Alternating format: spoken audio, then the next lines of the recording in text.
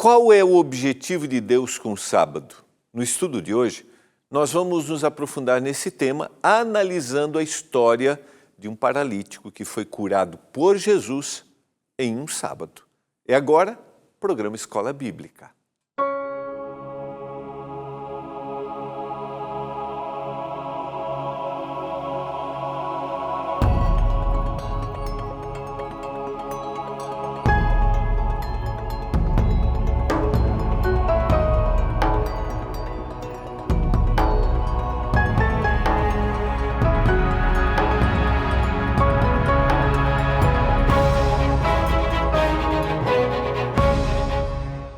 Olá, tudo bem com você? Estamos juntos, começando mais um programa Escola Bíblica, aqui pela TV Novo Tempo, canal da Esperança.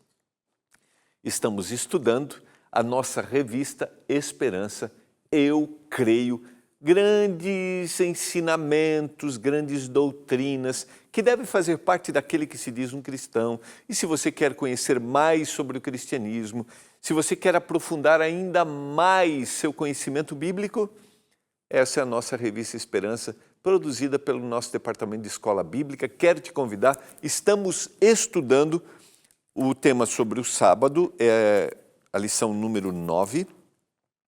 Nós estamos dando exemplos de como Jesus tratou essa questão do sábado, como é que Jesus se comportou no sábado e como as pessoas reagiram diante do seu comportamento.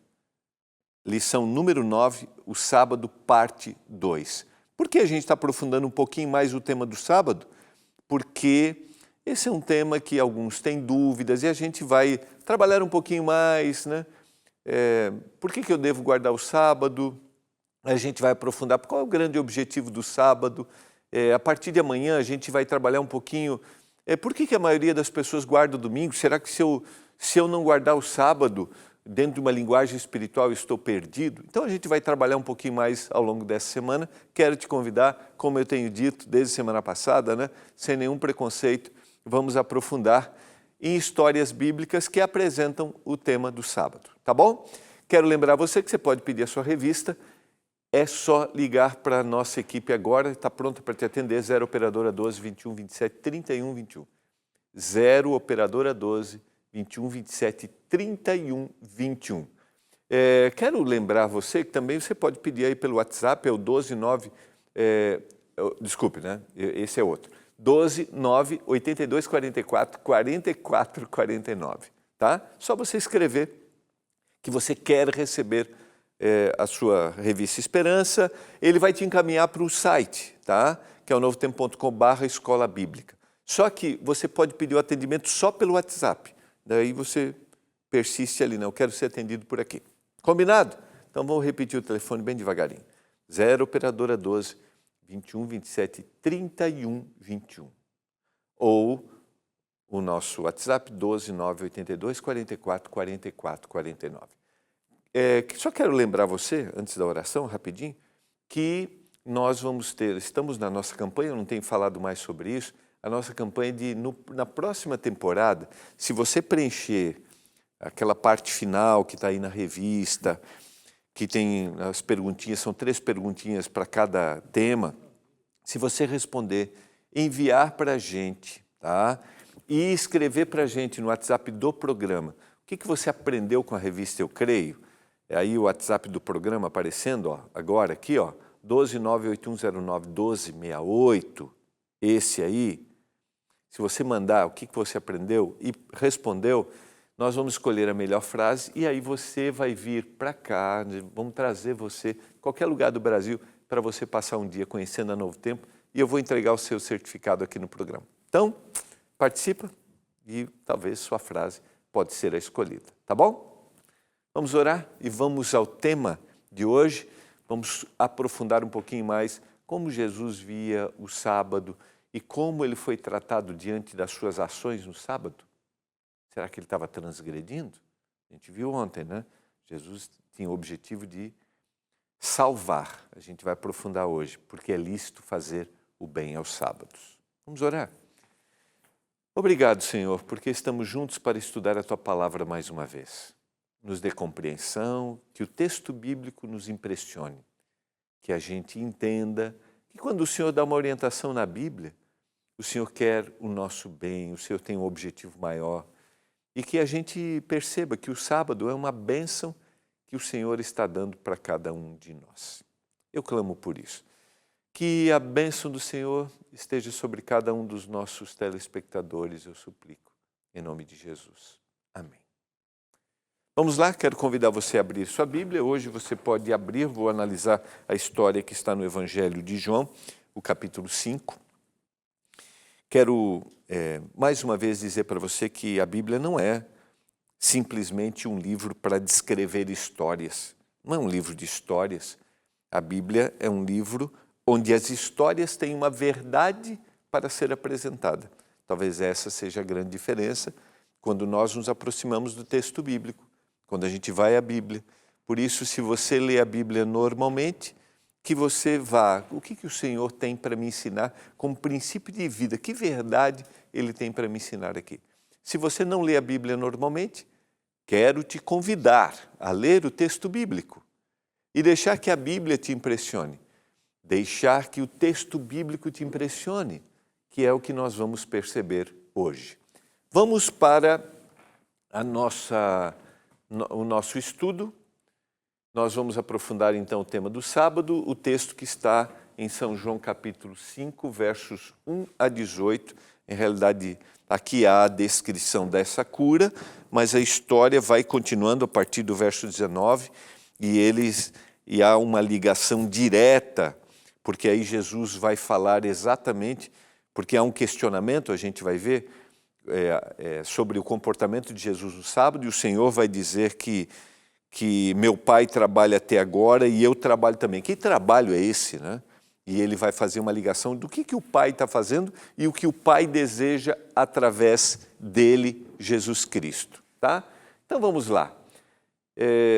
Abra seu coração para que o texto bíblico te impressione, fale, independentemente da sua visão sobre esse tema sábado. São João capítulo 5, versos 1 e 2. Passadas essas coisas, então há uma ligação com os acontecimentos anteriores, havia uma festa dos judeus, a gente não sabe exatamente que festa é essa, é possível que seja a festa dos tabernáculos, a gente já estudou isso anteriormente. E Jesus subiu para Jerusalém. Ora, existe ali, junto à porta das ovelhas, um tanque chamado em hebraico de Betesda, o qual tem 5 pavilhões.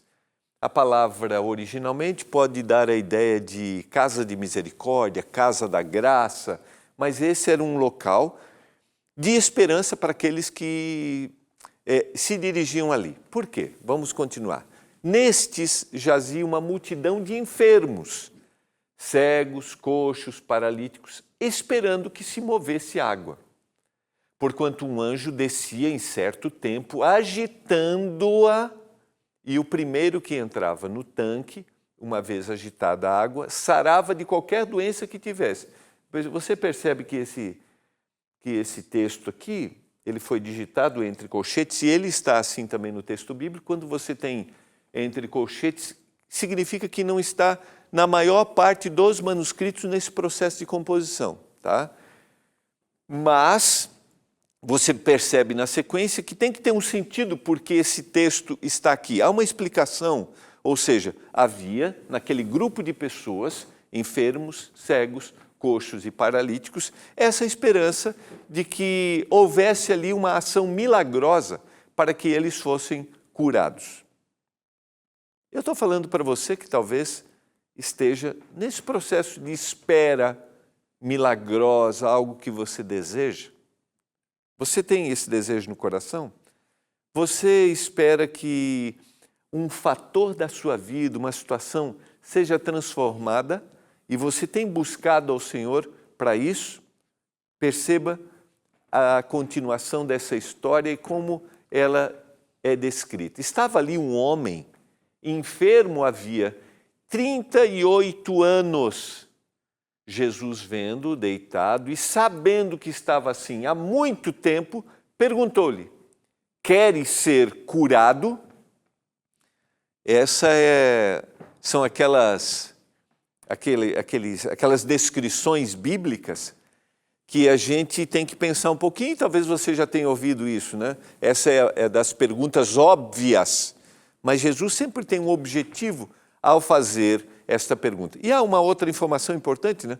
São 38 anos. De alguma forma, o autor bíblico mostra a angústia, o desejo, mas a constante esperança que esse homem tinha de ser curado, de ir àquele lugar. E olha, Jesus faz uma pergunta para ele, aqui é importante, né? Queres ser curado? E olha de que forma João descreve sua resposta. Respondeu-lhe o enfermo: Senhor, não tenho ninguém que me ponha no tanque quando a água é agitada, pois enquanto eu vou, desce outro antes de mim.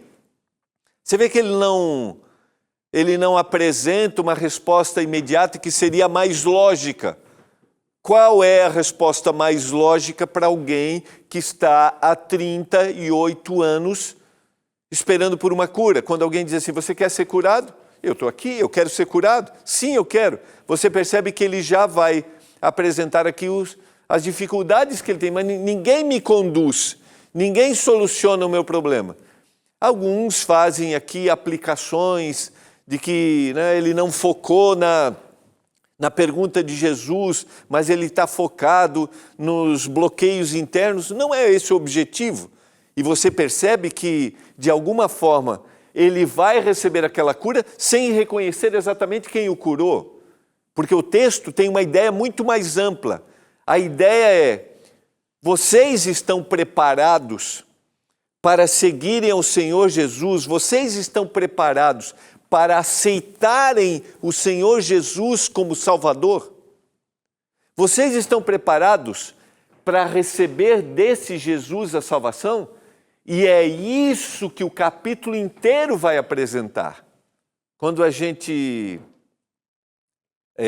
pula um pouquinho os versos, né? Eu só vou fazer uma ligação aqui na sequência, está lá, ó.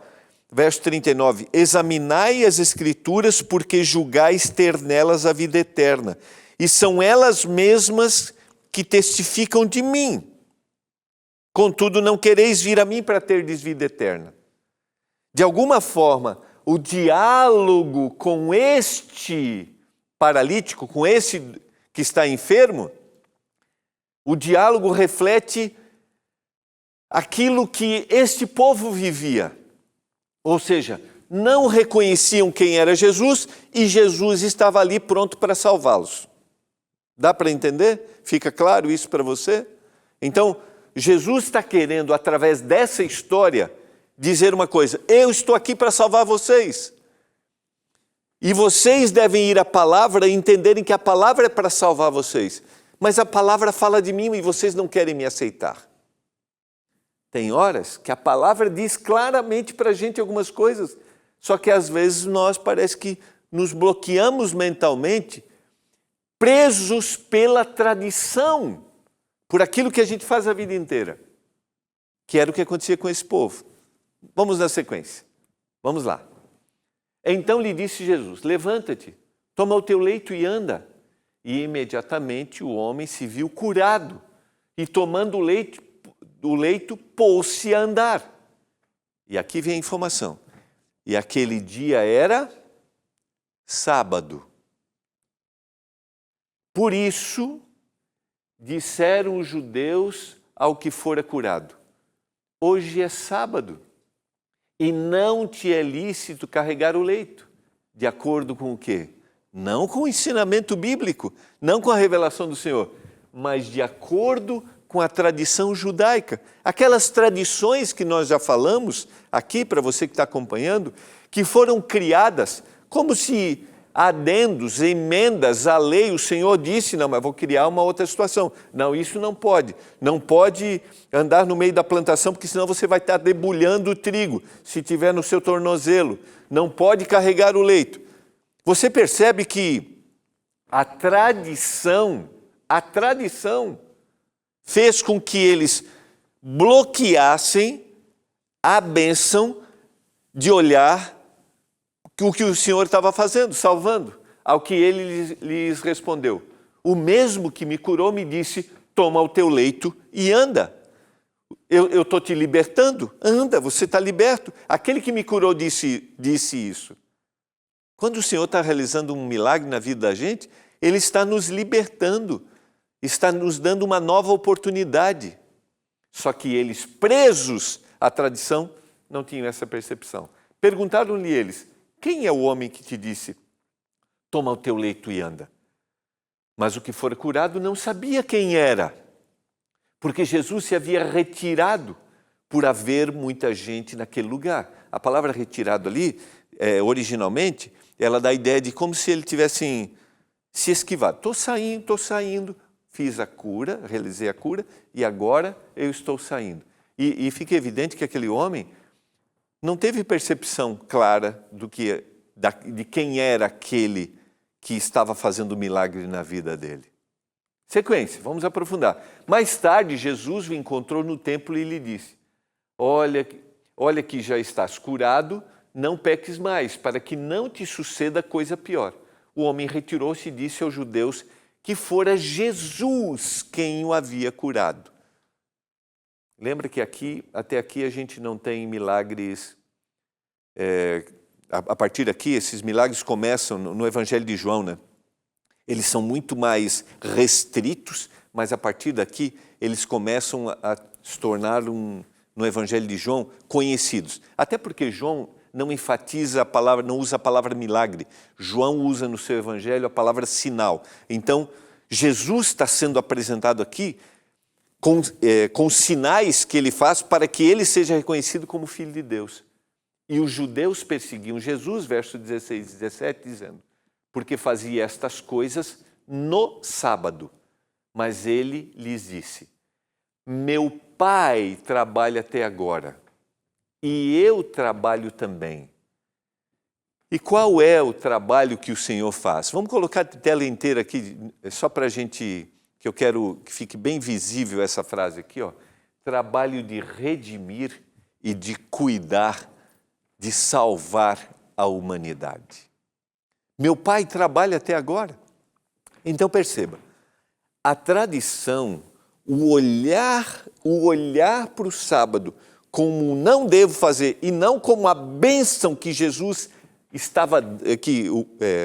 Jesus Cristo, Deus, o Espírito Santo, deu para o ser humano lá na criação. Eu estou te dando um presente, eu estou te dando uma bênção para você nunca esquecer de onde você veio, por que você está aqui, qual é a razão da sua existência.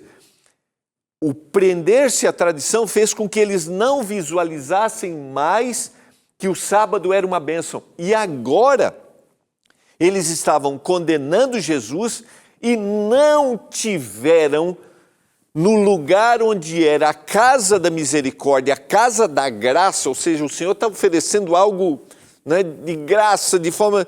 Né, o homem nem percebeu quem estava fazendo aquilo com ele. Naquele lugar eles não tiveram essa percepção. Pelo contrário, eles olharam para o sábado simplesmente ligado ao não devo fazer, não é desse jeito. De alguma forma, você percebe que a gente repete as mesmas ações? Lembra bem, a Bíblia não é só um livro para descrever uma história. A Bíblia é um livro para descrever histórias que nos mostram verdades para a vida, princípios para a vida. Você consegue perceber aqui que a gente, às vezes, pode se preocupar em não devo fazer isso, não devo fazer aquilo, e não desfrutar da bênção do sábado?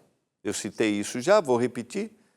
Ou a gente pode estar tão ligado à ideia de que o sábado não é o dia de guarda, ou a gente começa a dizer assim, eu vou trabalhar isso a partir de amanhã, tá? O sábado, se eu não guardar o sábado, eu estou perdido. Então, sabe, a gente se preocupa tanto nos questionamentos, ao invés de a gente olhar e dizer assim, o Senhor me deu o sábado, o Senhor separou esse dia para eu lembrar minha origem, de onde eu vim. E se o homem nunca esquecesse a sua origem, se o homem reconhecesse que ele é um ser criado à imagem de Deus, nós não estaríamos vivendo o caos que a gente vive. Dá para entender? Dá para entender que Jesus veio aqui ampliar a ideia e o significado do sábado e libertá-los da visão equivocada que eles criaram. E hoje, ao conversar com você, esse é o meu desejo aqui. Primeiro, te libertar se você tem uma ideia equivocada a respeito do sábado. Se você é um guardador ou se você não é. Tirar da sua mente de que eu não posso isso, não devo aquilo. Ou dizer assim, posso escolher qualquer dia. Esse é o objetivo, a gente ir para o texto bíblico. E o Senhor vai dizer para eles aqui, eu e o Pai, porque o Senhor precisa ser reconhecido como Filho de Deus, tá? Esse é o contexto do livro de João, porque o Filho de Deus, que é a palavra viva, daria forças para eles seguirem em frente. Eu, o Pai, nós trabalhamos todos os dias. É o trabalho secular? É o trabalho do cotidiano? Não, estamos falando de salvação, estamos falando de resgatar, que foi o que o Senhor acabou de fazer, tirou aquele indivíduo 38 anos, assim como o Senhor libertou aquele povo no Egito, 40 anos presos no deserto, e os levou para a terra prometida. O Senhor deseja, mas para isso eu preciso ter percepção. Deus está constantemente empenhado na manutenção do universo, bem como na obra de redenção dos seres humanos. Neste momento, eu já usei essa frase algumas vezes, eu gosto de pensar assim, neste momento, no mundo inteiro, Deus está trabalhando para a salvação das pessoas. Agora, nesse instante. Deus o Pai, Jesus Cristo, o Espírito Santo está trabalhando, para que as pessoas aceitem em qualquer lugar do mundo. Lugar onde Jesus não é conhecido, onde o cristianismo não é professado.